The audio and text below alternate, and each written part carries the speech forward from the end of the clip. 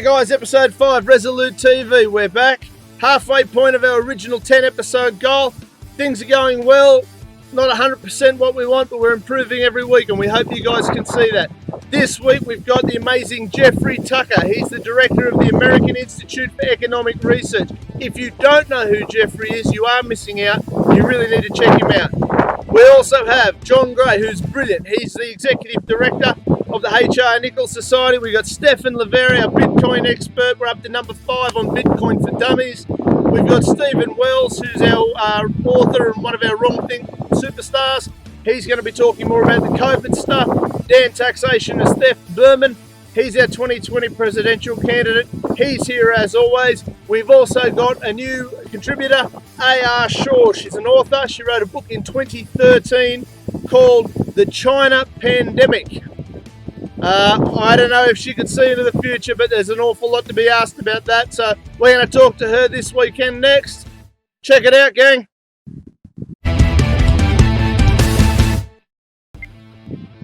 Hey guys, episode 5, Resolute TV. We're thrilled to bits. We're at the halfway point of our original goal of getting 10 episodes. Our guests keep coming. Our guests are having a good time, best I can tell. And we're really, really proud of how it's all coming together. There are flaws, but we're not perfect, neither is anybody else. Tune in this week, Jeffrey Tucker from the American Institute of Economic Research. Jeffrey's a huge name. He's joined us for the next couple of weeks. We're really thrilled to have him. So check him out. Good morning, good morning. Yeah, good morning to you. Good evening to you. Good evening, yes. It's midnight here. Yeah. Nice to see you. I don't know if you recall, we met at Friedman in Sydney a few years back. I do. I've got one of those heads. That was a good event. It was fantastic, and it was lovely to meet you at the time. So thank you very much for participating in this. It's a great honour that you're willing to do so. Well, are you sending? What's my pleasure. Are you sending out the link so that people can watch live, or were you going to record this, or how are you going to handle this? No. What we tend to do is we pre-record everything. Okay. And then we sort of just release it sort of once it's all done. That way, if there's anything outrageous from our guests, we can cut it and edit it and all those sort of fun things. Yeah. The world of sort of modest libertarian media in Australia, I suppose. Yeah, that's right. So, but yeah, no, thank you very much. How's your week shaping up? You're safe with COVID and all that sort of stuff? Yeah, safe with COVID, not so safe with government. It's terrifying, isn't it? We've got some similar problems here. I know. So, ladies and gentlemen, I suppose we can pretty well jump into this. We're really excited. Resolute TV, we've got Mr. Jeffrey Tucker. What an outstanding guest. Thank you so much for participating. Anyone who doesn't know who Mr. Tucker is needs to do their research and their homework. You're one of the chiefs of the American Institute for Economic Research. Is that correct? Did I get that correct? That's correct. That's a big title. A few people have asked me who don't know who you are over here in Australia about you and your background and who is Jeffrey Tucker. How would you talk to our guests? How would you introduce yourself? I'm a humble editorial manager.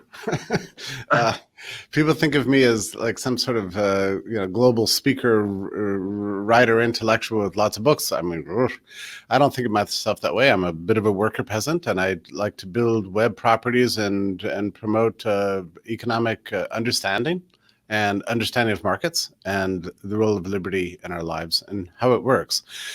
And that's kept me busy for a number of years, and I still like it, actually.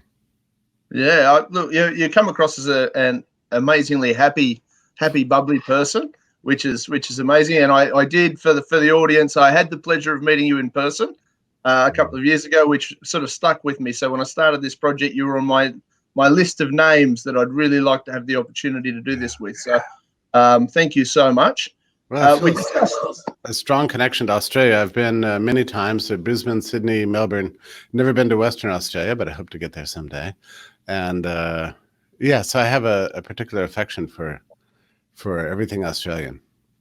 Well, we're a wonderful people, generally speaking. We're good. We try to be good fun. We try to be good fun.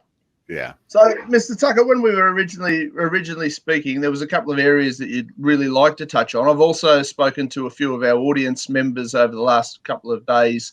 You know, the key people that have sort of said, "Oh, can we ask some questions?" So I've actually got a little list here. But I thought, you know, initially, I suppose the key area for the whole world at the moment is what's going to happen when these lockdowns come out.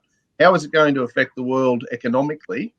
And do you see these restrictions being lifted, and how do you see it unfolding? I mean, it's a massive thing to be going on. Well, every day the lockdowns persist, the harder it is to get out of it. It's like digging a hole, and you just keep digging deeper and deeper and deeper. And this is true for every single day this goes on. Australia imagines that there's a funny attitude in Australia. It's very different from the United States. But in Australia, they think the lockdowns have worked because the death rates are so low. You know, but in other parts of the world, they think that lockdowns were necessary because the death rates are so high. So what you've got is a weird situation that there's no conditions under which you can unlock down, because if the death rates are low, then you got to keep them on. If they're high, then you have to keep them on. So you see what's happening here. You've got politicians and the media all kind of really, that's it. Politicians and media all cooperating together to continue to destroy people's lives. And at some point, this has just got to end. But you know, based on Australian media, you'd think it has to go on basically another 2 years. I mean, this is the way people are acting. You know, I think it's going to be very difficult for us, for historians of the future, to understand what's happening here, because historians look at the Black Death and they see people dying all over the place, a third of the European population wiped out. They can understand that there's a little bit of a political frenzy about that. Or even if you look at the Spanish flu, which, by the way, in the United States, we never locked down, but that was a terrifying death. Like, I wish I should have reviewed the figures this morning, but it was a shocking amount of death occurred. And there was some closures in Chicago, but New York never closed. And San Francisco, there was some mandatory mask wearing, but that lasted just a couple of weeks and people got sick of it. And there was even an anti-mask league that grew up in San Francisco. So a lot of public resistance. And we've had pandemics this whole century. The most recent one that I've studied recently was 1968-69 flu, Hong Kong flu, so-called. And nobody even remembers it, but 100,000 people died in the United States, which is far more than died now. And that was a population of 200 million. Now we have 328 million. There was no such thing as obesity in the United States, basically none. And whereas now we have, I don't know, what it is, 2/3 of the population is overweight, and I don't know, half or something obese. So it's unbelievable. And people live 10 years longer. So, and we know these viruses tend to be demographically selective. So they go after older people with lower immunities and comorbidities. And so we had far less of that. And still 100,000 people died, and still not a single thing shut down. We held the Woodstock Rock Festival in August of 2009. It was planned in January. January was the height, and the virus didn't burn itself out to the end of the year. But there was no school closings, no closings of restaurants, no closings of theaters, sports events, nothing. So my point is, and even today, right now, if you go to the website of the Center for Disease Control of the United States and look at expected deaths for the season versus the reality of deaths, we're at 97%. In other words, we have a lower than expected death rate. Just, you know, even if the virus didn't exist, we have fewer deaths between February and now than we have on an annual basis. So it's going to be very difficult for historians to understand this, because we know the demographics of the fatalities. We know that it's, you know, 70 plus with comorbidities.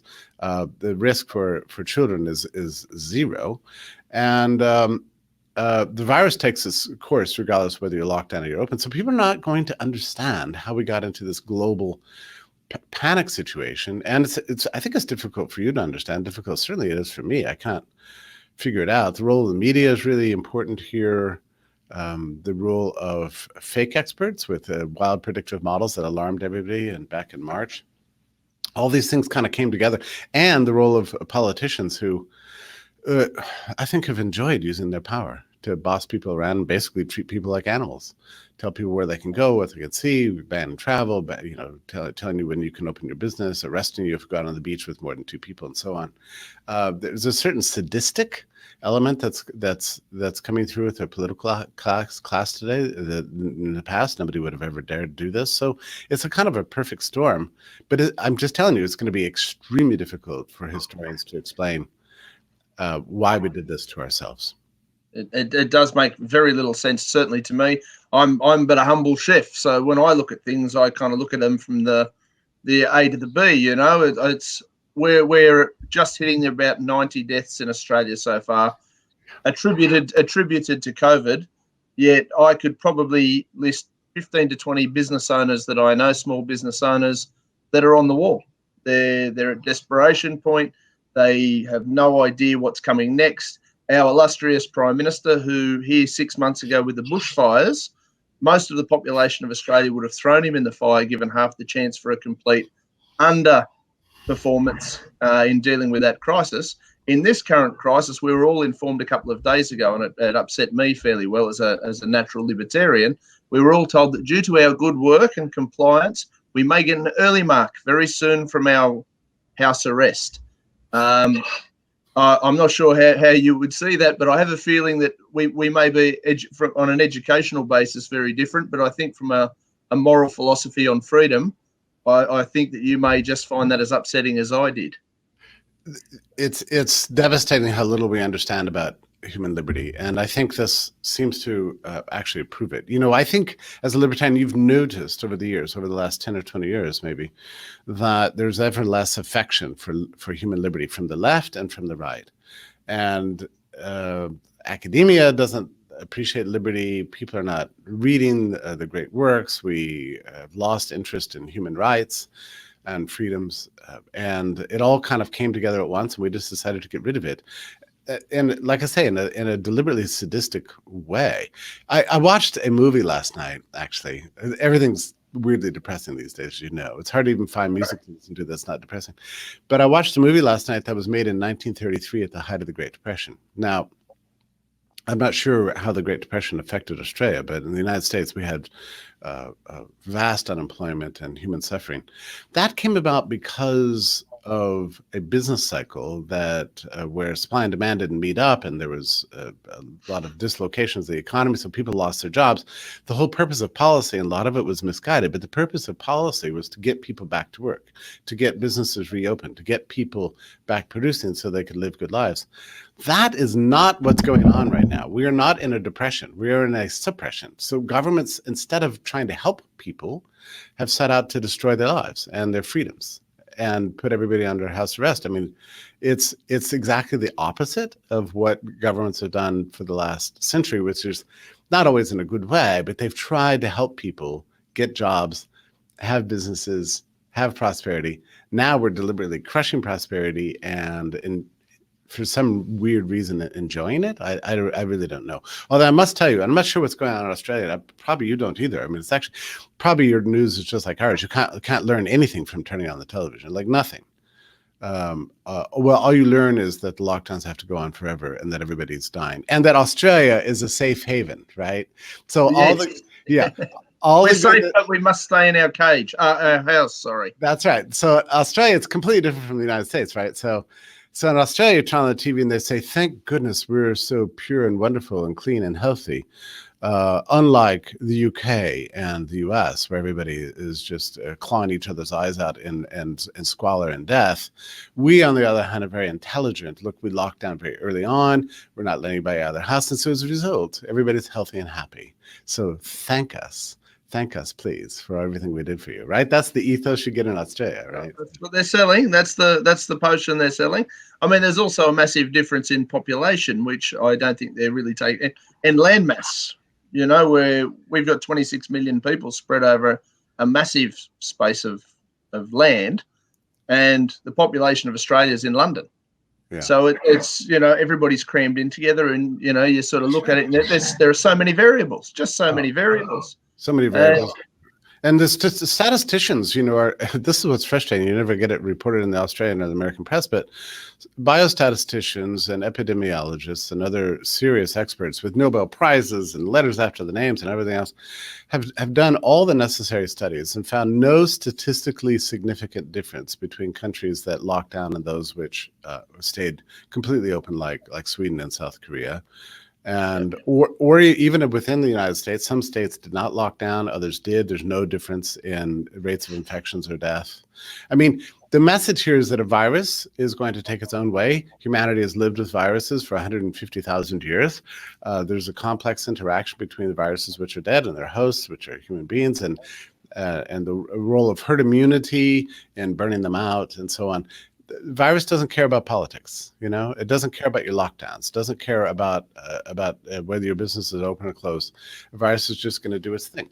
You can prolong the pain, or you can deal with it now. And this is what these guys are saying. And like you, I've gotten a real education in concepts like herd immunity and immunology and that sort of thing in the last 6 weeks. I've watched more lectures by epidemiologists in the last 6 weeks than I thought I would ever watch in a lifetime.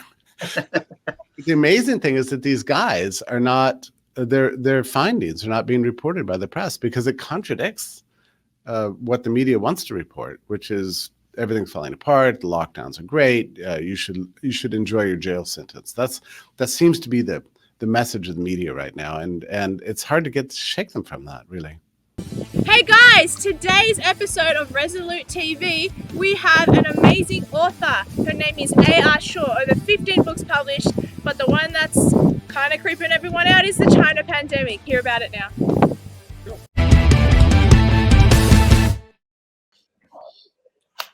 Hey guys, Resolute TV. This is going to be episode number 5. We have the lovely A.R. Shaw, author, apocalyptic author, former military personnel. Did I read that correctly? Yes, former Air Force. I was a radio. That's very impressive. And also, I guess the bit that sort of got everybody's attention at the moment is you wrote a book in 2013 called The China Pandemic. Yes, I did. So, you got on top of that very early, didn't you? You were in front of the Wuhan government and everybody else. Did you know something that they didn't know, or was it just a lucky guess? It just came to me. I'm what you call a pantser as a writer. So I don't plot anything out or anything like that. I just sit down and it just comes to me and I write. Yeah, well, okay. So you've got quite a few books. I've done a little bit of homework on you. And is it 8 or 9 books that you're up to sort of 15. Public? 15, okay, I must have had an old article that I was reading then. So and are they all apocalyptic style books, or are they all but one? I wrote one mystery and my fans said no, go back and write that other stuff. So, yeah, scary stuff. Yeah. Well, that's pretty exciting. So you must have got a lot of feedback from the China pandemic based on the fact you wrote that in 2013. It's now 2020. That's a heck of a lead in. What was the premise of your story for your book, and how did it translate across for what's happening now? How close are the similarities? Obviously, we haven't got zombies yet. There's some similarities. Yeah, no zombies in mine. I just wanted to tell a story about a normal guy. Just a normal guy. He's not special forces. He's not prepared for this in any way. And it really takes place right after the die-off, the big basic die-off. And it did start in Washington State, just like it did here, in reality. And in almost the same exact area of the state. It was really strange. But it's basically it's a story of hope and humanity, really, about how people do, carry on in a time of crisis. Yeah, right. And did you model this fellow on anybody you know, or is it just a random character? I mean, I know a few authors. If you look at some of the interviews I've done, some of it, but you're probably the first one who does more fiction. I've done guys who have done factual books and statistical type content. Yours is all, I don't know if spiritual is the right word, but obviously it's more creative. It's more of a creative side. Yeah. Part of what, the fields that I generally frequent, there are a lot of intellectual type guys, and I'm sort of the dummy out of the crowd. Sure. But it's got to be an interesting process to write 15 books creatively and from an apocalyptic nature. How much scary stuff happens in your little brain? I've written the China pandemic was the first book, and so far it's a 5-book series called Graham's Resolution, and then it's based on a pandemic, right? So then the second series, that's the catalyst, yes, and Graham is the main character, and then the second series I wrote is based on something called the Maunder Minimum, a mini ice age that's actually happened in the past. So I kind of made that happen again. And then another series that I wrote, Remember the Ruin, is just like this political madness we find ourselves in. Just the world just going crazy. I just I'm very objective with society. I kind of sit back and look at humans and how they interact in this world, and a story forms.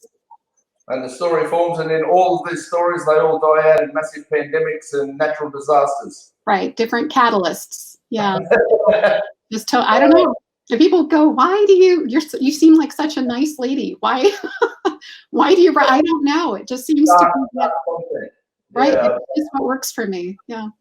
Yeah. I mean, look, I think it's a pretty cool genre. I don't read a lot of fiction as a rule.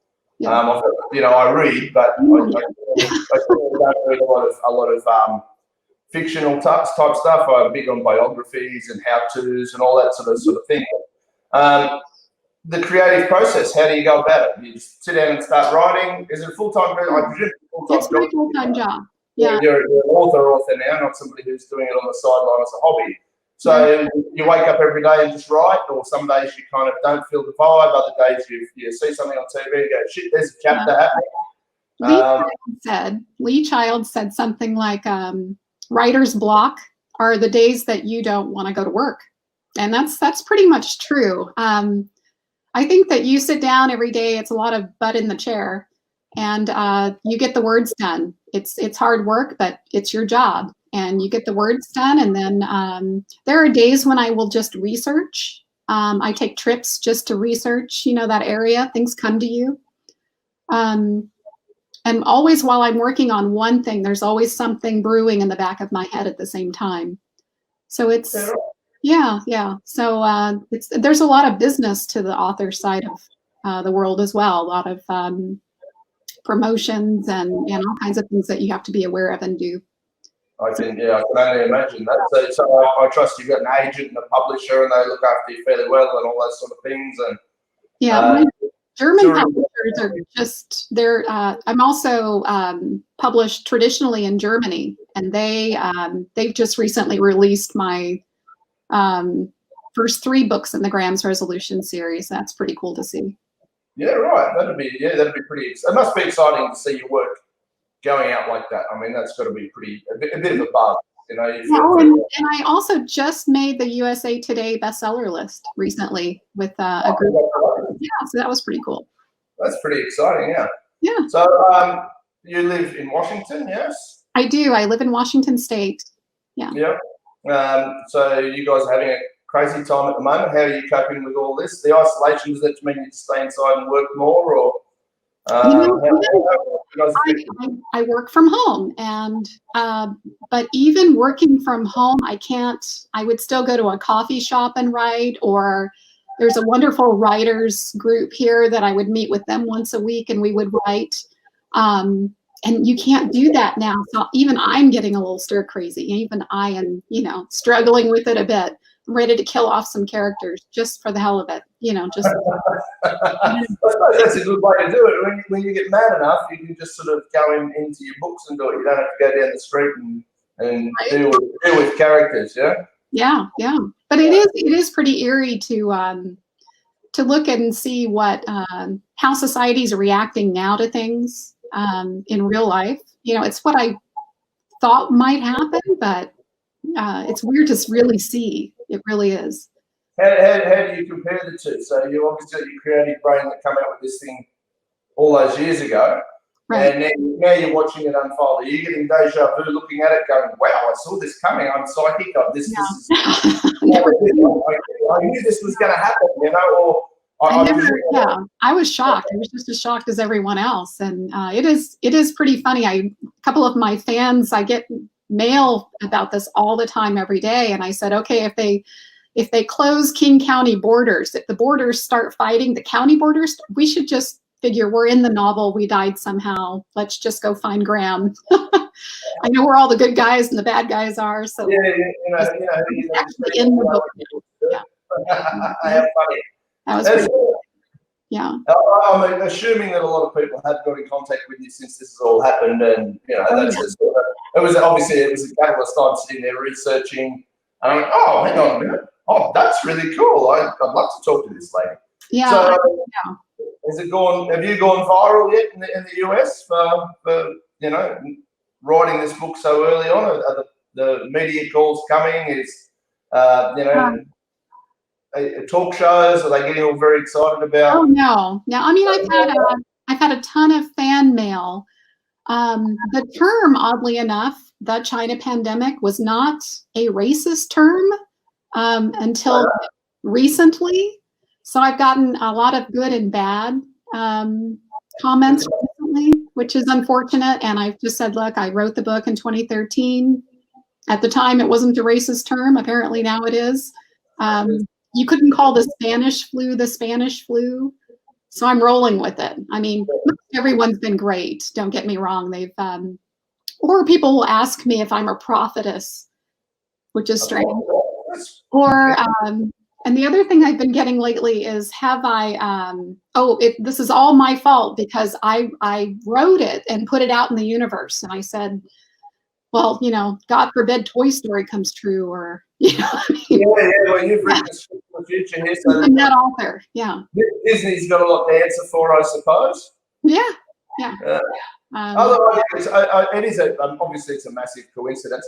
And you brought up how now all of a sudden this is all racist and I don't know, is it sexist, is it homophobic? Yeah. Goodness only knows. Do you have a position on all that sort of stuff? I mean, America and Australia's not far behind me. Let me clarify. We're following along in the outrage states and just about everything we can. How do you find all that stuff?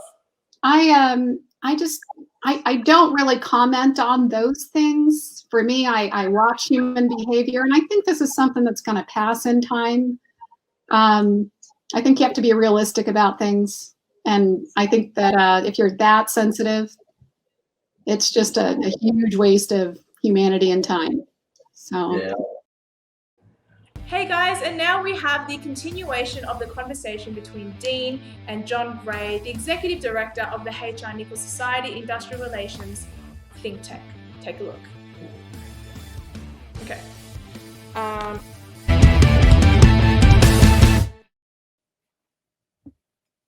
No, and I would argue then in turn, because Virgin's not the only company that's collapsed over the last 3 to 4 months or is close to collapse.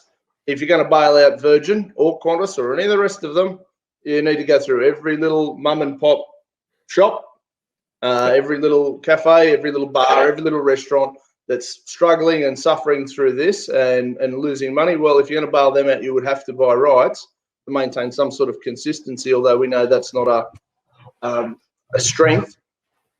You would have to bail them all out as well to roughly the tune of whatever it is that they've been losing per month to keep them going, which, again, you're giving away taxpayer money to people who are – it's not necessarily through some fault of their own, although some could be. Obviously, that happens. Yeah, no, that's right. And what makes Virgin more important than any other business, small or otherwise, it's the government's fault that this has happened, that they've been shut down. And does the government need to take responsibility? Yes. Does that manifest itself in bailouts? I don't think so. Not in my opinion. Yeah, no, I think that's fairly reasonable. So with your work at the H.I. Nichols Society, we were talking before, you were telling me about your pathway to prosperity. How do you guys recommend we start to fix this mess, which I'm convinced the whole country is in a mess, but I think that's most of the first world at the moment. Yeah. What's your plan? How's HRR? And there's, from what I understand, there's some pretty big brain power involved in the organisation. How do these people think the best way to move forward is? Yeah, so we've come up with what we're calling the path back to prosperity, and we know that things aren't going to go back to where they were. We've been living through unprecedented times of prosperity. You know, we are living our best lives. Things are better than they've ever been, to be frank, and that's a fact.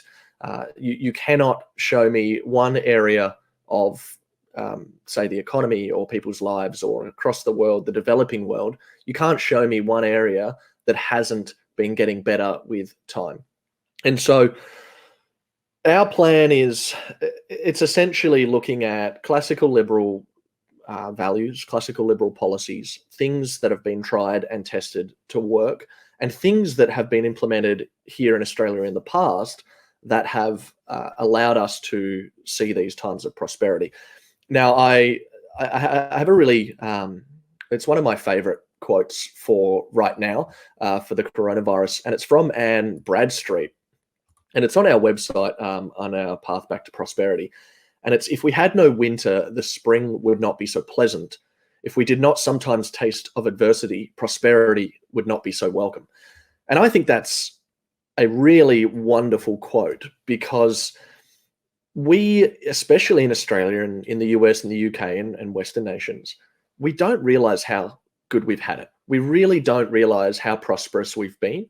And people are unaware of the policies that were implemented, you know, back in the late 80s by the Hawke Keating governments that allowed us to have this prosperity. Or even if you go back to the start of Western civilization, you look at these policies and these values, and it's all based around free market capitalism. It's all based around classical liberal values, and it's all based around less government, more individual freedom, and personal responsibility.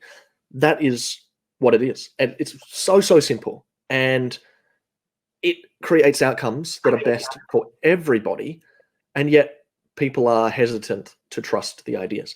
So our path back to prosperity, it's essentially these principles that have been changed a little bit for the current situation. So there's 5 pillars of what we're calling the path back to prosperity, and that's allowing low-paid work. So what we're talking about there is restrictions on lower hourly wages. We've got abolishing compulsory superannuation. The idea there is to give people more money in their pocket every week. We're looking at a regulatory holiday.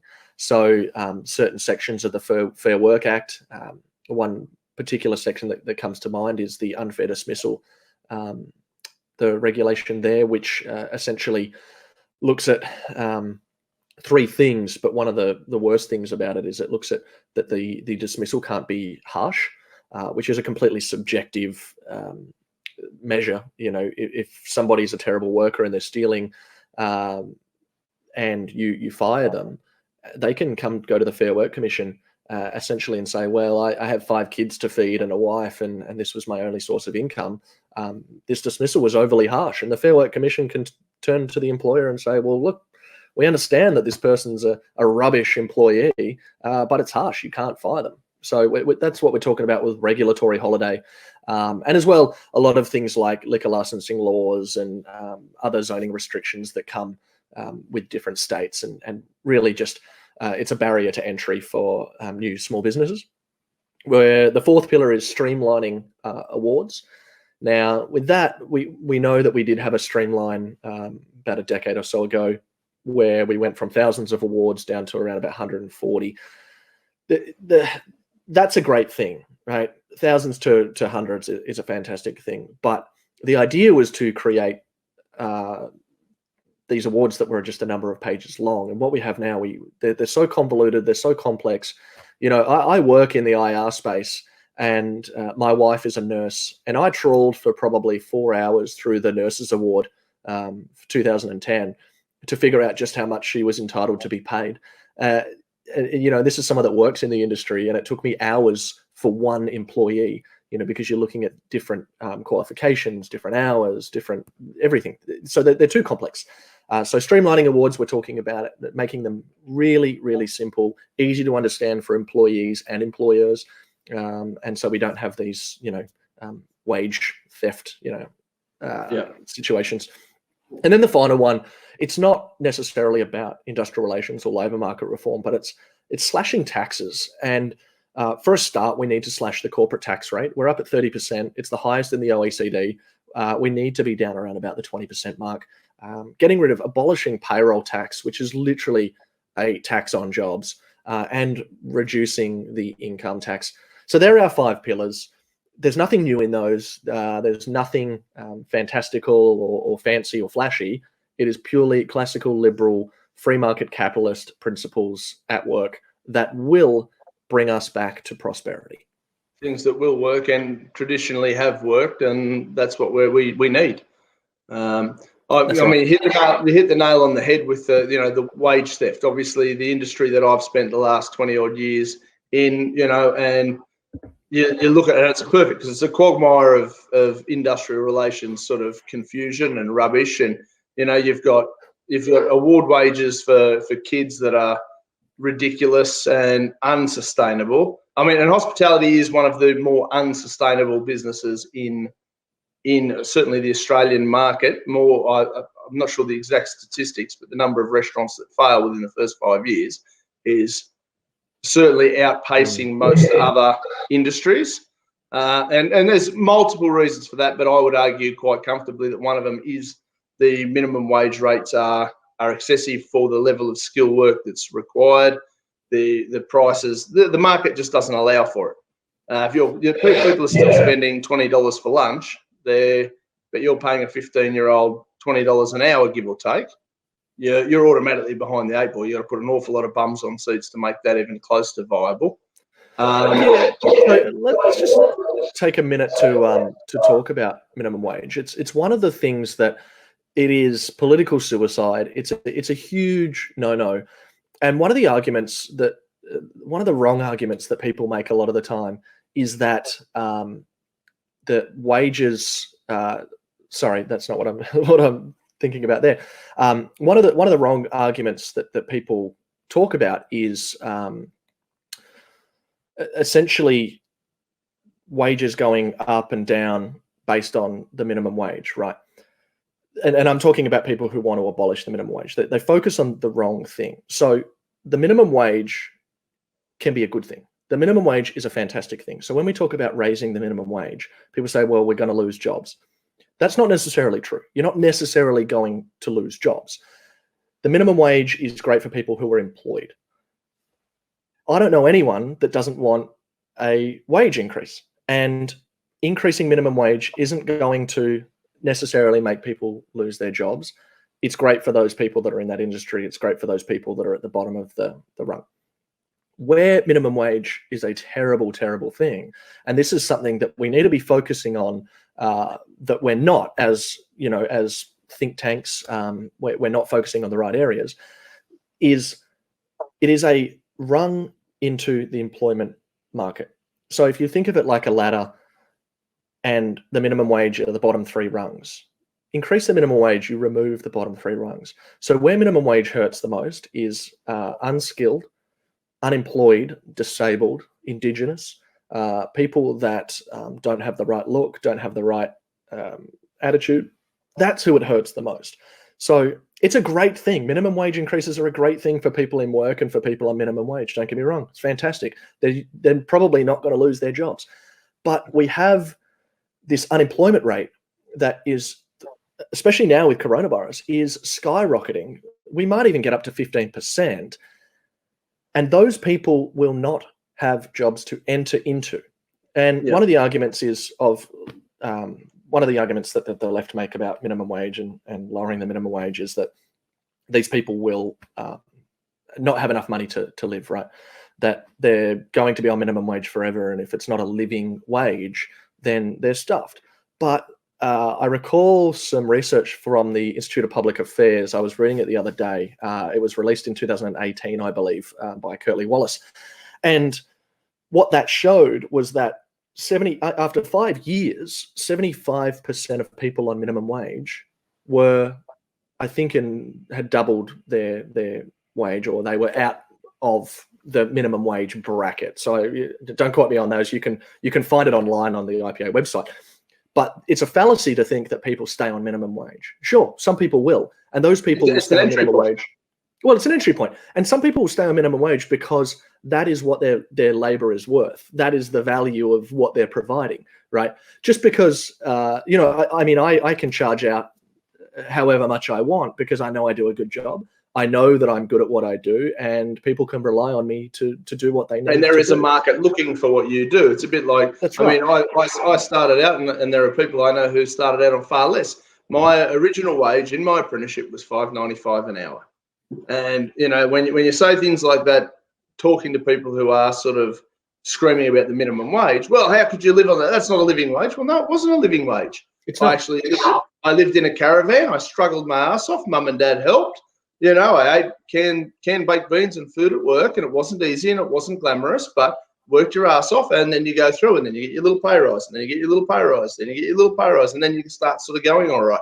And it seems very deluded for me to think that people go, well, you can't live on that. Well, no, you're not designed to live on that. The idea is to get you in the door, and then you perform to the level that you improve, where people go, oh, I'll throw more money at that guy, winner. We can't live without, we don't want to lose you, here's more money. That's always been my take on it.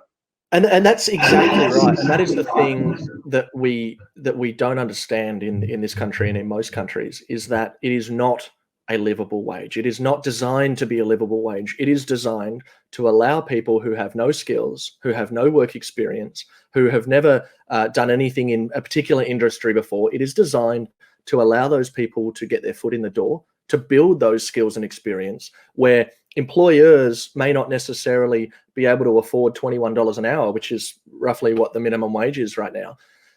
If you lower the minimum wage to $15, let's take you, for example, right? When you were first starting out, you said $5 an hour. If the minimum were $5, whatever it was an hour, let's say you're starting out work now, right? And the minimum wage is $20, and you're starting out, you have no skills, and it's you and it's me, and I'm a professional chef, and you're just starting out. You've just finished your apprenticeship. I'm willing to work for $20 an hour, $21 an hour, which is the minimum wage. No one's going to hire you. They just won't, because if they can get someone that has more skills and more experience, they're going to take that person. That's how it works. Being realistic, when I was on $5.95 an hour, I was overpaid based on my skills and ability. Yes, I showed up. Yes, I worked really hard, but I had no idea. And, you sort of, for lack of a better term, everything you touch, everything you do, you stuff up because you've got no idea. You're just trying to fumble your way through a whole new skill set. You're not even worth that $5.95 an hour.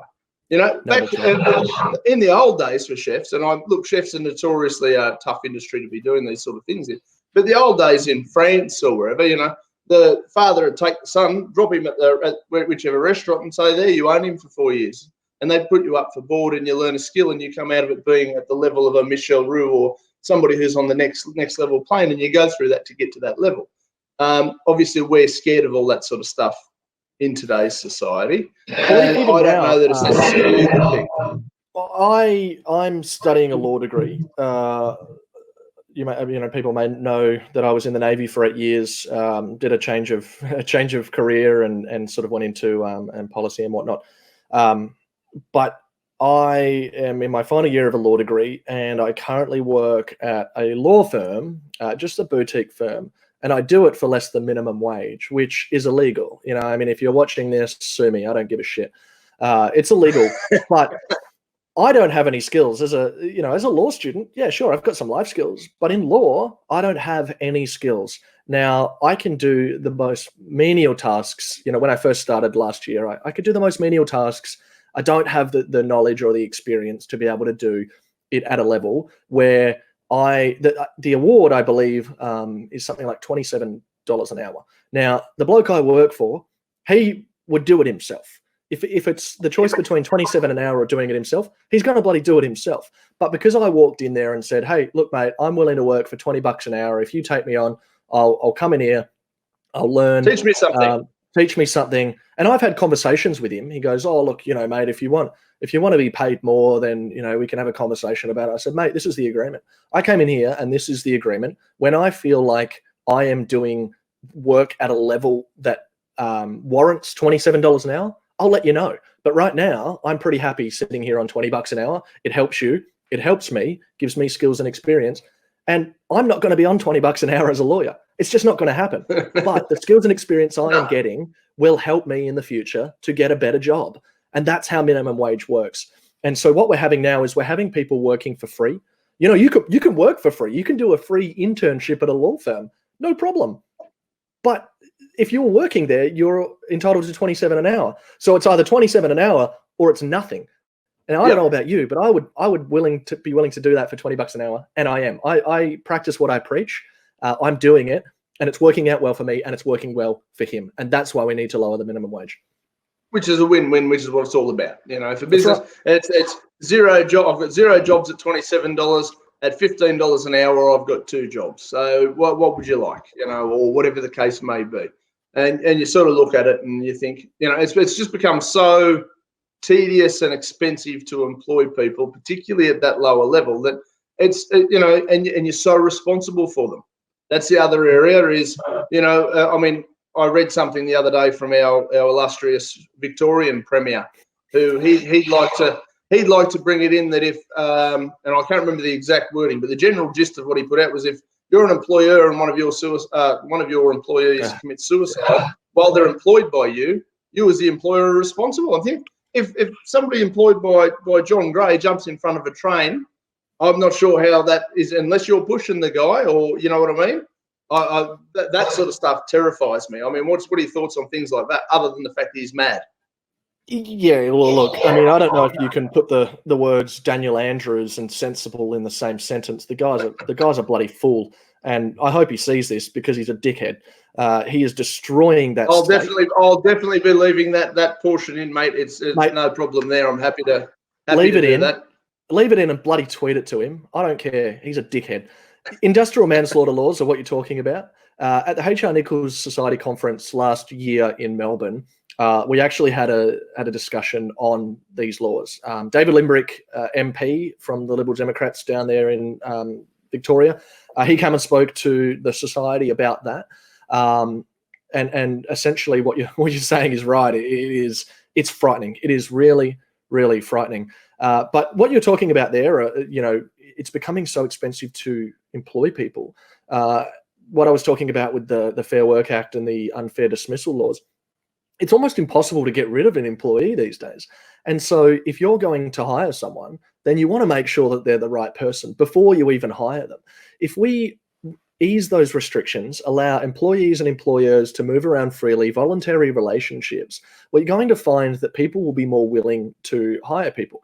Now, I talked about the ABS statistics earlier. One thing that was absolutely shocking to me was non-employing businesses are growing 5 times faster than employing businesses in this country as of last year. 5 times faster for non-employing businesses. Now, I don't know about you, but to me, that screams the need for reform. It is too difficult, too risky, too dangerous to hire an employee. So you've got the minimum wage, you've got regulation, you've then got things, if you're a little bit bigger, you've got payroll tax, which if you hire a certain amount of people, you're going to be paying more tax. The government doesn't want people in jobs. They want people on welfare because then they can control what they do. You look at welfare cards, you look at no jab, no pay, those sorts of things. When citizens are on welfare, it allows the government to control them, and people don't get that. They think the government's there to help them. They're not. The government's there to help themselves, as we've seen. They're not there to help you. And the sooner people realize that we are better off working together voluntarily under the current laws of, life, liberty, and sort of the laws of life, liberty, and happiness, we have courts to enforce contracts. Why don't we just have individual voluntary contracts between employees and employers, get the government out of it, and we're all better off for it. So guys, as usual, Dan Taxation and Steph Behrman, our US 2020 presidential candidates, on board again. As always, we're talking politics in the US, we're talking liberty, we're talking freedom, and everything that's sort of close to my heart. So check out Dan. That it's good to have that right. Funnily enough, our former federal senator, who's coming on as a guest of the show, one of the exclusives, which is okay because I'm going to air your segment after his. One of the exclusives that he's announced is he's actually just releasing a book completely on guns and firearms and statistics and controls and all those sort of things. Right. And he read a few of them out to me, and they were just unbelievable statistics. And as he said, it's all about the numbers, not the perceived numbers. And he's 100% on the money in that area. His name's David Lionhelm. If you ever want to have a squiz at what he achieved, he did a lot of really good positive things. And when his book comes out, I'm hoping to sort of give him a bit of a promotion. But he touches on the United States gun laws and the Malaysian gun laws, and it sounds like he's put a lot of comprehensive effort into it because it is one of his passions, to be fair. So, all right, Dan, based on that, how do you feel about the marijuana, the legalizing of drugs? I've always found it to be a secondary libertarian issue. I always found if you in my head, if you tackle the tax and the actual social issues first, then the recreational and the more issues like marijuana and drug management, all those sort of things, in my head, I always put them as a secondary type category. I've always broken libertarianism down into categories. How do you feel about it, and how would you tackle it? What's your thoughts? Yeah, so I actually I have this platform that's legalizing pineapple pizza, and really that's just a metaphor for the drug war. Because ultimately, I may not agree with what you put on your pizza, but I will defend to the death your right to eat it. And if somebody's taking drugs and they're not harming anybody else or not bothering anybody else, what does it bother me? There's so much alcohol around the world, and alcohol is so much more destructive to your own body than cannabis, and yet that's considered perfectly okay. So is it, what is this really about? Now, there's a lot of propaganda that's made us believe that cannabis is really bad, but even if it was, what's the difference? Because I also advocate legalization of heroin and cocaine and anything else. And the reason for this, there's so many different reasons. One is, if somebody wants to do that to themselves, why are you stealing money from me to take them and lock them up in a cage? And then forcing me to spend money to feed them for, however many years, when this is something that they wanted to do to themselves. Why are we paying to save somebody who doesn't want to be saved? It makes absolutely no sense. In the US, we've spent over $1 trillion on this drug war so far. And of course, we already have a massive spending problem. That's just another one of them. But what's worse is, you have a lot of people who go through phases in life. They go through depression and other things. And of course, a lot of that is created by government programs. I'll go back to that. When you tax people out of their, you tax people into poverty, they become homeless and depressed. They're depressed about, I can't enjoy my life because I'm working 2 jobs and I have absolutely nothing left. That creates depression and anxiety and all these other problems that create an opportunity for somebody to turn to drugs. And so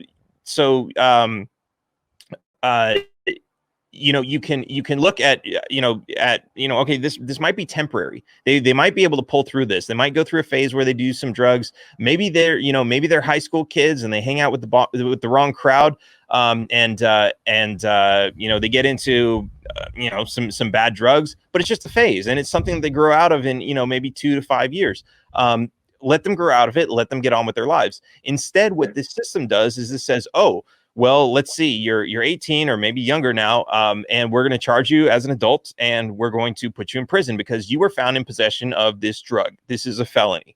It doesn't matter whether or not you were stealing from people, assaulting people, doing anything. All that matters is that you were simply in possession. It might not have even been yours.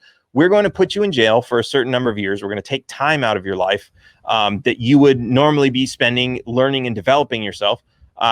Even if you were on drugs during that period, you're still learning and developing. We're going to take that away from you, and we're going to give you a criminal record. So once you get out of here, you're not going to be able to get a job. You're going to be too old. Become limited. What's that? Your options become very limited when you're tarnished in that way. Exactly. You're older, so it's more likely that your opportunity of staying at home for whatever time is lower now. So getting back into school is going to be harder, and it just creates a cycle. So now you have no job, no source of income, no great way to get education. You might not get accepted for you might have been really smart. You might have been doing really well in school, but you got caught with a joint, and now you don't have access to a college grant. So there's so many different ways this can hurt you and destroy your future. And then we blame the drug when it's the effects of the prohibition that have created all the real destruction to that person's life. So there's really a lot of different ways to look at it. And I know there's a lot of people who just enjoy using it. If they're not harming anybody, let them. There's a lot of people who think there are medical benefits. Some of them have been proven. Some are less proven.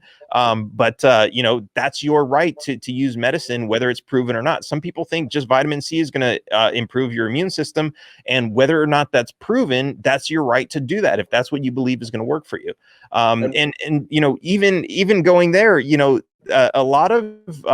a lot of medical research firms, whether they're private firms or whether they're universities, they're not able to research cannabis because it's still illegal. And now we're hearing that LSD and psilocybin mushrooms are actually helping to treat PTSD and a bunch of other psychological disorders, mental disorders.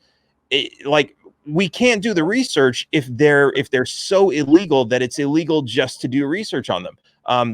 We can't. So what are we actually doing? We're preventing access to these things. And yes, it's absolutely a tragedy when somebody, takes too many drugs, they completely destroy their life, they overdose, they kill themselves, whatever the case may be. That's absolutely tragic. But how much destruction are we doing to the good of society by taking that right away from somebody else? Yeah. So I suppose in the way you're putting that, you'd prefer to move it across as a medical issue than a criminal issue, at the very least. Is that sort of?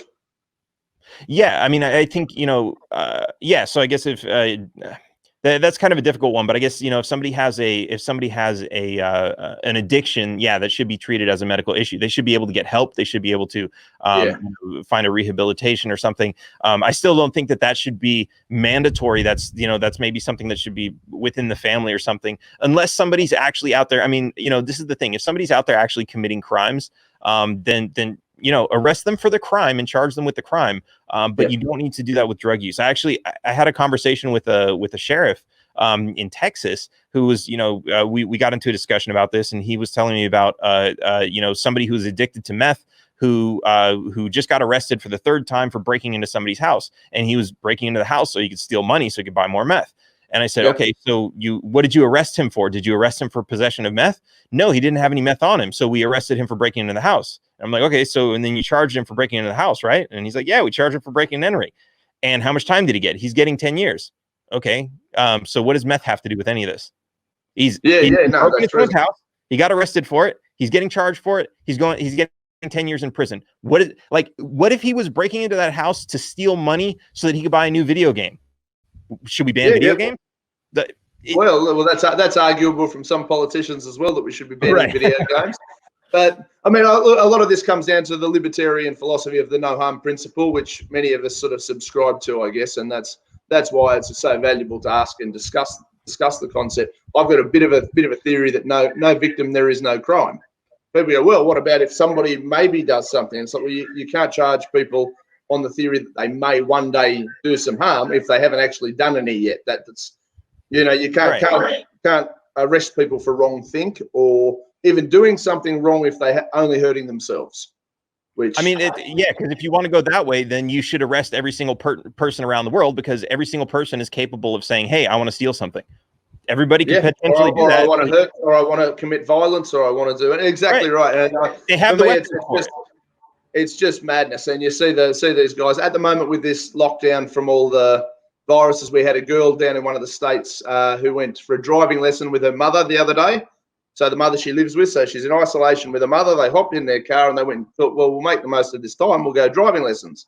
So some of our local law enforcement, I'm sure they're lovely people, pulled up, had the girl, I think it was a $1,600 fine for breaking social distancing or whatever it is. And it's like, no, we're in the same social circle that we would be anyway. we're not hurting anybody. We know we're not in our house, but who are we affecting? And then there was also a guy yesterday, and there's more and more of these cases week on week that are happening over here at the moment, because our police state's starting to test its muscles and flex its boundaries. And we've been told that we're allowed to go out and exercise. So one guy jumped in his car, took his mountain bike out to a mountain bike trail, and was pulled up on his own in a mountain bike trail in the middle of the bush. And he received a $600-700 fine for being out on his own and possibly contaminating someone. It's like, what is wrong with you people? Hey guys, Stephen Wells is back with us again this week. We love having him on. We love having him around. He's a great guy. He also thinks his own think and marches to the beat of his own drum. This week we're talking about Neil Ferguson, the English philanderer and troublemaker who apparently has had an awful lot to do with the whole setup relative to the whole COVID lockdowns. He's the guy behind it, yet he was caught sneaking out the door to sleep with another man's wife. Seems a bit shonky to me, but hey, what do I know? So, mate, Neil Ferguson, this guy's come out in the paper this week, and he seems to be a big problem with all this stuff. How about you give us your take on what's happened, why it's happened, and what you think about this guy who, to me, seems like one of the most hypocritical little bastards on the planet? Yeah, well, I mean, I may have a naughty smile, but he's got a naughty winky, hasn't he? He's been going out and putting a bit of the toad in the hole where he shouldn't have been. And so it seems, mate. So it seems. Never mind the fact that there's a husband who isn't very happy that he's had to go and break all of the lockdown laws to have his affair. So he's been going and doing the dirty, and he's been ignoring all of the rules that, you know, apparently if we didn't accept all of these rules, and if we didn't, we walked out of our houses, we were going to kill millions of people. Well, obviously he doesn't believe his own bullshit. What's good for one, not good for the other, eh? Yes, one rule for thee, another rule for me. And yeah, so he's in deep hot water. He's had to resign from his position as government advisor, and obviously they'll get some other stooge from the Imperial College of London to advise the government from here on out. I expect he'll keep his position at the Imperial College of London itself and continue to get Bill Gates's moolah. But yeah, it's not a good look that he's been saying that we were all going to die if we didn't follow these lockdown laws, and he won't follow his own advice. The other thing about Neil Ferguson is that what people don't really know, he's been modeling pandemics in advance for decades now, for like way back into the original SARS COVID-1. He was putting out models saying that we were all going to die. He's done it with the bird flu, with the swine flu, with just about everything on there. And he has a horrible track record. So, for example, with the he modeled that mad cow disease in England about a decade and a half ago, and said if we didn't kill millions and millions of cattle, then millions and millions of people were going to die. And so Britain went about destroying the livelihoods of farmers left, right, and centre, and it ended up being, you know, some 2-digit number of people who actually succumbed to the disease worldwide, and they still continue to take his advice. It's quite extraordinary just how much of an astrological failure you can be and still keep the king's favor. You know, it's you could literally get an astrologer to read your tea leaves and get a better outcome than Neil Ferguson has done. So yeah, all round the guy is just you know, you shake your head that, I mean, not only has he been the chief advisor to the British government, but literally every government around the world, including ours, has taken this Imperial College of London modelling as gospel, and we're all suffering the consequences from it. So. Yeah, and ironically enough, this Imperial College of London report is the one that you touted to us, I think, in episode 1, episode 2, that was sort of explaining how this whole show was going to unfold.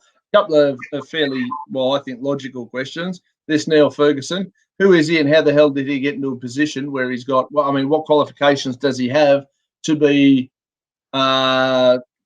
so influential in this circle of controlling and carrying on and whatever? Like, where does he get his qualifications? Who the hell is he that means people would listen to him, let alone governments all around the world would collapse entire economies over this bloke who may or may not be a philanderer of sorts and definitely a hypocrite?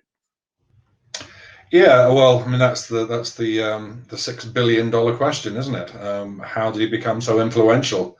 And there really should be, at the end of all of this farce, there should be a criminal investigation into what's gone on, because yeah, I mean he has got qualifications in pandemics and viruses and things like that, and he is somebody who can make computer models up, but so are millions of other people around the world who have the same ability. But mainly what it looks like has happened is simply that he's the one who's got the funding from the Bill and Melinda Gates Foundation, and everybody who is connected with the Bill and Melinda Gates Foundation are all working together, colluding together, and of course, yeah. And basically influencing government. So something like there's a vaccine committee, and I can't remember the name of it, but there's another government advisory committee advising the government on viruses in the UK at the moment. And of the 34 people on that committee, 32 of them have ties to the Bill and Melinda Gates Foundation, which is just, it beggars belief how it's allowed. Mate, I don't know if you noticed, I saw something go around the other day. You may or may not have heard of it. It's a little not off topic, but sort of in your realm. The Tanzanian government, I think it was, yes. testing goats and pawpaws and all, and they're all coming back positive for COVID with these tests that they're sending around. Does that, have you heard anything about that? I just saw that I saw it, I burst out laughing. I thought if you'd seen it, you probably would too. What are your thoughts on that? I mean, I can't verify the truth of it, but if it is true, then it really is damning about the tests. I mean, the tests generally they lack a fair amount of scientific rigor in terms of what they prove and what they don't prove. And there's been already questions raised about false positives coming back, basically because they're not actually testing to see whether there is a particular virus making you sick. They're basically testing to find an RNA sequence. Now, the problem with that is that RNA and DNA across species especially mammals, are incredibly similar. So, for example, a chimpanzee shares 96% of its DNA with us. So, you can get a 96% positive DNA sample from a chimpanzee and say, hey, look, that's Stephen there. And obviously it's not. So I can't really comment on. It is arguable that I share DNA with a pawpaw, quite potentially. Yeah, who knows? But if this has actually occurred, and if this African president has decided, well, I don't trust all of this, so I'm going to send off a few samples of pawpaws and other things and pretend and put a label on it as if it's come from a human, and then it's come back as saying, yes, this human has coronavirus. Well, yeah, that is particularly damning. We will wait to see whether that is actually real or whether that's just another African president making a few outrageous claims or not. It could be, but I saw the article and I thought that's right up your alley, mate. Your alley. Now, the other thing, obviously, there's probably keynote this week of certainly where your opinion is going to be hugely valid. Mate, this COVID app. Now, I won't bother telling you my thoughts on it because I reckon most people who've ever spent 3 minutes talking to me would know where I stand on it. What about yourself, mate? What do you think? Have you downloaded the app? No, I would rather poke my eyes out with needles, thanks. Look, it's not it's not the app itself that's the problem. I mean, the app itself, there is a lot worse tracking technology out there than the app. That's not the issue. It's not about the legislation about the app and how safe it is. That's not the issue. It doesn't matter how good the legislation is to protect you. It doesn't matter how safe your data is or how little data is being collected on the app. The problem with the app is simply that it's being used as a tool for the government to say that the lockdowns are warranted and that you need to download the app for the government. Well, enough people need to download the app for the government to be confident enough to allow lockdown restrictions to ease. So basically what the government is doing is they're using this app as a tool to hold your freedom hostage. So they've basically kidnapped our freedoms and said, I'm taking them away from you. Now, if you want them back, here's what you have to do. We need 40% of the population to download this app. Now, if they hadn't taken our freedoms hostage and said, hey, you know, would you mind helping us out, people, good people of Australia, by downloading this app so we can help save some lives, that's a different matter. But when it becomes conditional on getting your freedoms back, then it's a precedent you don't want to take, because that basically says, yes, government, you were warranted in taking our freedoms away in the first place. And you are warranted in putting conditions on giving us our freedoms back.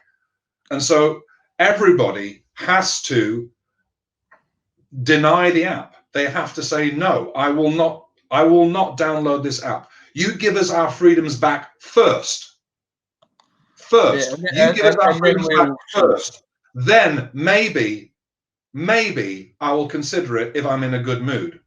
But until then, F off. So again, Stephan Livera and myself, we're getting into the nitty-gritty of this Bitcoin caper. I'm getting smarter for it, which, let's be fair, wouldn't be hard. We started with a really blank canvas. But Stephan's brilliant, and we're talking Bitcoin and the halving and all the scams that go on in and around the space. Check out Stephan. Ladies and gentlemen, episode number 5 of Resolute TV. Stephan Livera, Bitcoin expert for Bitcoin for Dummies, number 5. I think I've called it Bitcoin for Dummies and Bitcoin for Idiots, but who cares? It doesn't matter. The principle's what it's about. It's about learning something new and doing it from a very basic standpoint. So, mate, I've been going through. I've checked out HODL online. That looks a pretty interesting way to go about things. I've checked out some of the other platforms. It all looks very interesting. And as we were discussing this morning, a relative of mine received what I'd call spam, but I figured it's a perfect thing to slide in on, because that's one of the areas that scares people from this space is the scam. So she was offered 24 hours to make $13,000 if she gave this company $100. Now, does it sound legit? Should we do it? Of course. And I think this is a great topic to lead into, because while Bitcoin itself is not a scam, there are many scams that are peripheral to Bitcoin, because they're kind of trying to latch on to people's desire to get rich quick, right? Bitcoin is not a get rich quick scheme, but there are a lot of people selling this kind of, just put in $100 and you can make 10,000 whatever % return. Like, it's obviously BS, right?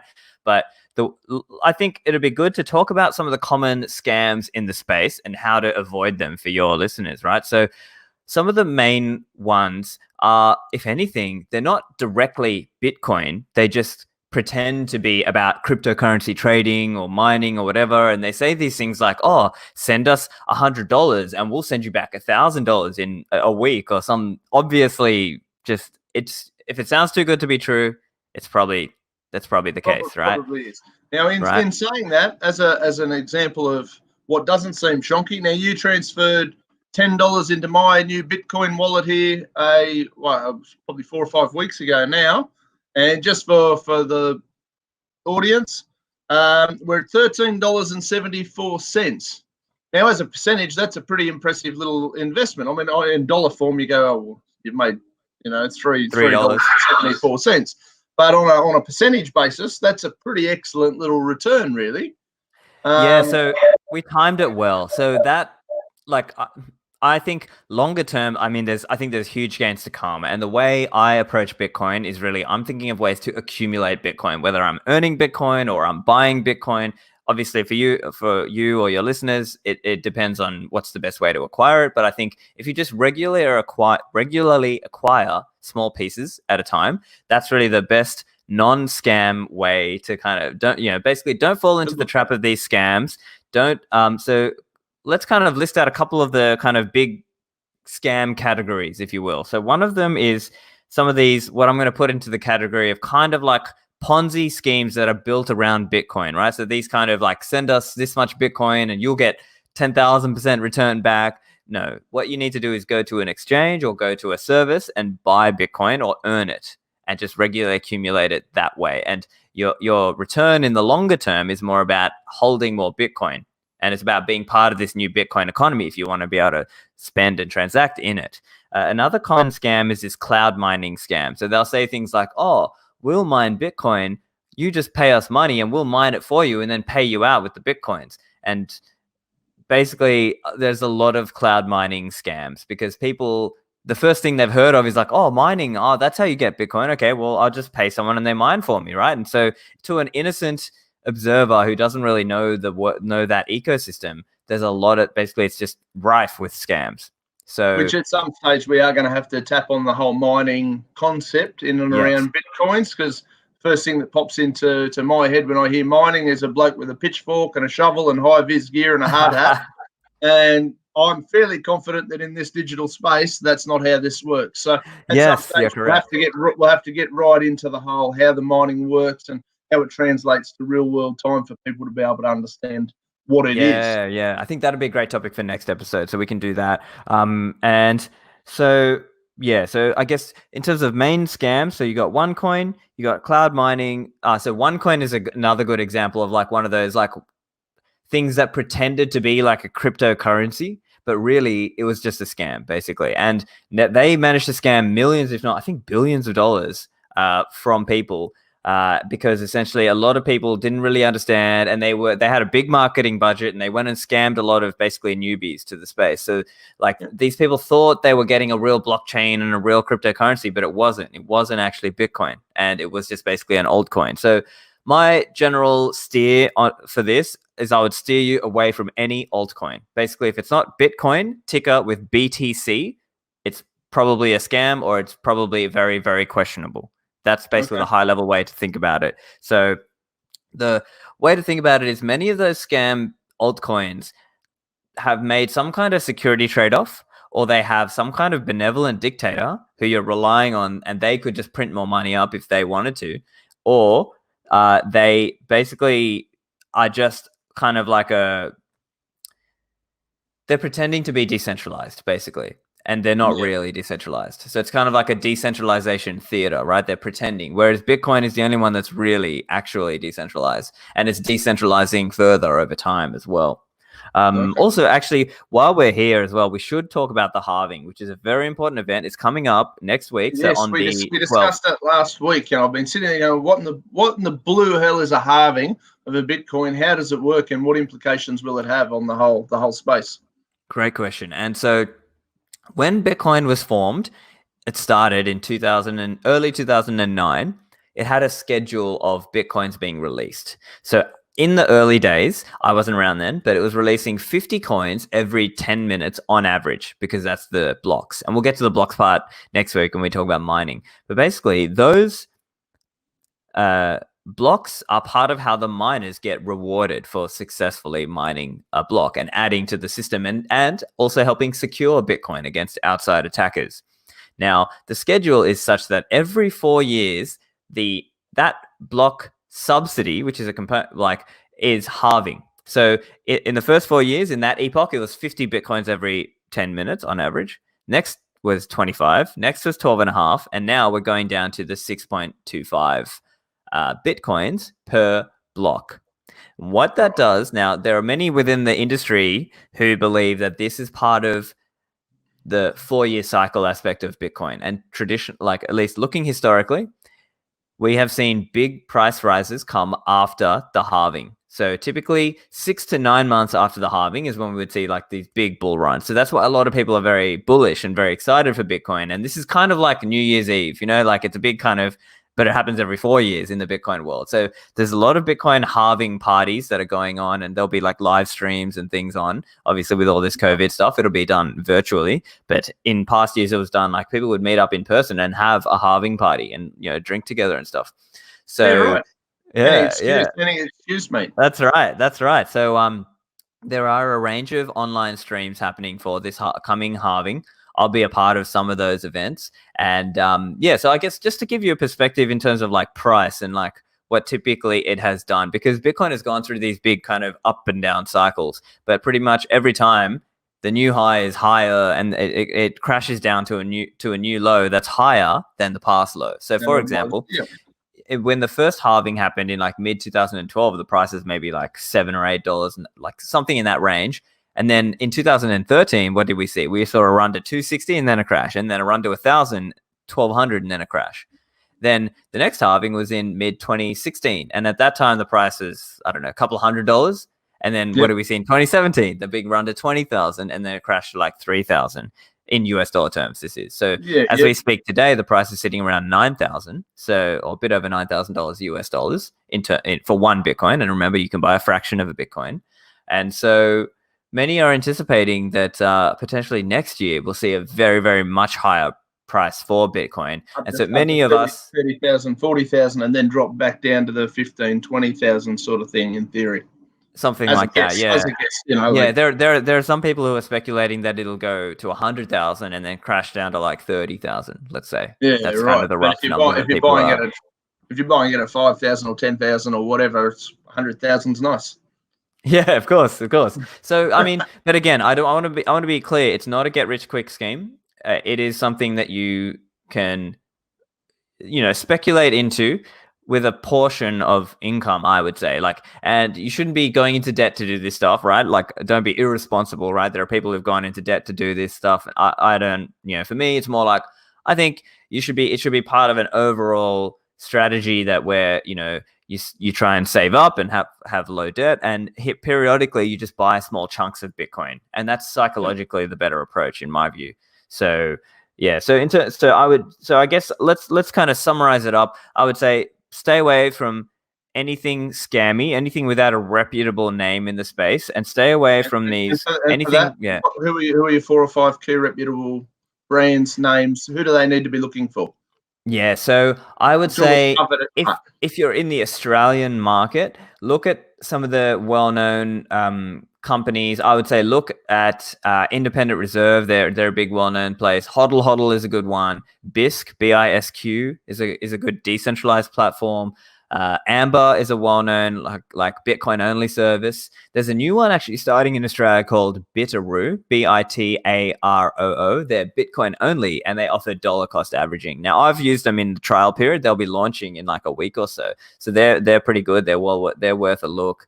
I would say as well, in terms of I would say get on Twitter and follow some of the well-known Bitcoin people and see who they're talking about. So, for example, if you follow me on Twitter at Stephan Livera, you can see a lot of the stuff that I'm talking about. I'm always happy to help newbies who ask me about, questions about who to go to and what products to use or software or wallets to use.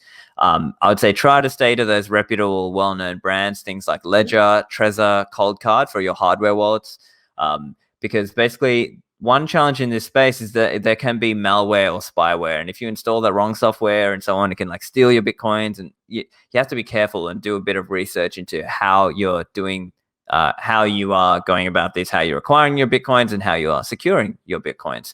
But basically, you need to take a skeptical eye to what people are saying and understand, well, hang on, is that a realistic claim? Like, does that align with history? Is this a realistic claim that, I can just pay $100 and receive $1,000 next week or whatever? Or the other one is they'd say, we'll trade the money for you, and we've got this special algorithm and we can trade it on the markets for you and give you, like, just be very wary about that. And that's why I think if you're just like a retail just a average, Joe, mum and dad or whoever, just think of it like you want to accumulate piece by piece at a time and always hold your own keys. That's the most important part, which means, using software like the smartphone wallet that we were talking about, or using a hardware wallet is probably the better practice once you get above a certain threshold.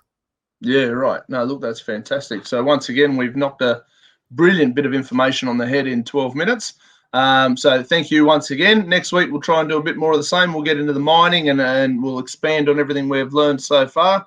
I really appreciate your time, Stephan. Thanks so much. And I'll see you then. Thank you. See you next week. So, guys, I hope you have enjoyed episode 5 of Resolute TV. Bear in mind that all of the links are in the description box below. Please subscribe, click the bell, and click on the links that have everything to do with our guests. They are great. And we also now have a Patreon, so if you want to support us, you can. All in the description box below. See you next week.